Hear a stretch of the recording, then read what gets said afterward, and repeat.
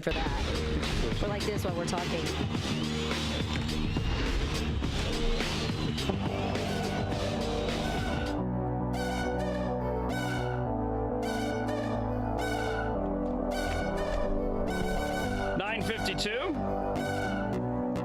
James T. Harris this afternoon, 3 until 6 o'clock. At 5:06, ACBC Yolanda will join the show to discuss her latest article. April Madison joins us in studio for a Friday as we work through the 5 drinking myths that can kill you. We'll do our best to get through, well, all of it because we've only been through one. Let him sleep it off. We already decided don't let him sleep it off because passing out versus falling asleep are two entirely different things. For sure that they just fell asleep. Number 4, drinking keeps you warm.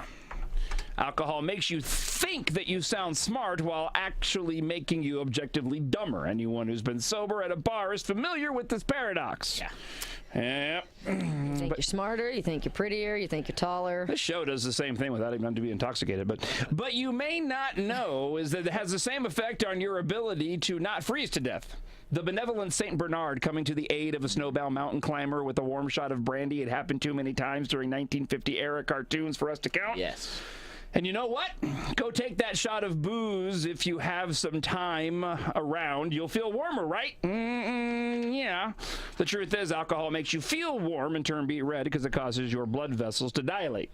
Brings the blood closer to the surface of the skin, which makes you feel warmer. Unfortunately, with the warmth now oozing off the surface of your skin instead of trapped in your body, the core of your body, you're losing precious body heat. So while sitting in your unheated apartment in the dead of winter, pounding vodka might seem like a decent idea, your skin and Russian history are leading you astray.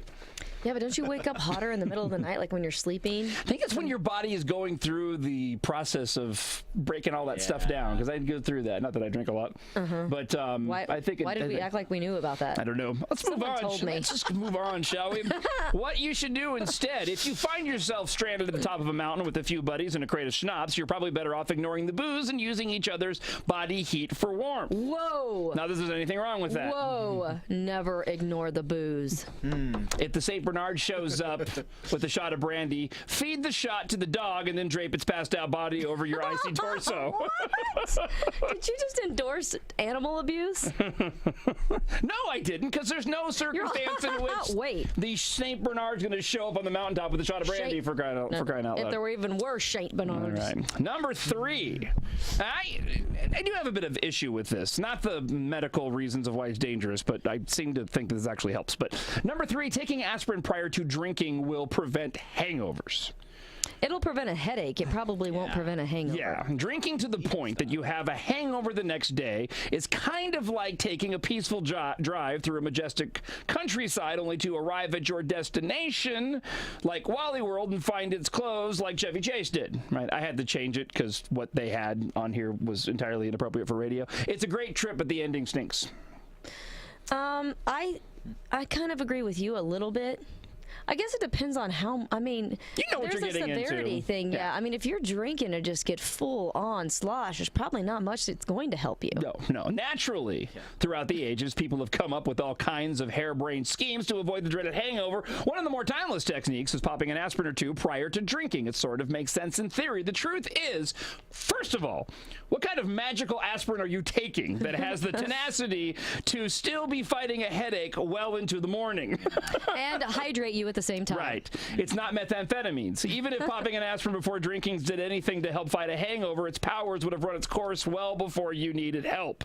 But wait, it gets worse. A study by the American Medical Association found that ingesting aspirin actually shows down the rate at which your body metabolizes alcohol. Not only does that increase blood alcohol levels, but it makes the effects of the alcohol last longer. Nor is that a means to go and say, I'm going to take some aspirin so I can stay buzzed longer. I held out on my sweet. I'm like, oh, wait a minute, that's probably bad. We're out of alcohol. Somebody grab the Tylenol. Nor does your liver need any more to filter when you're already drinking. If you feel better than usual when you wake up in the morning after taking aspirin, it probably means you're still drunk. Yep. And while that may sound like a pretty awesome solution, aspirin is great.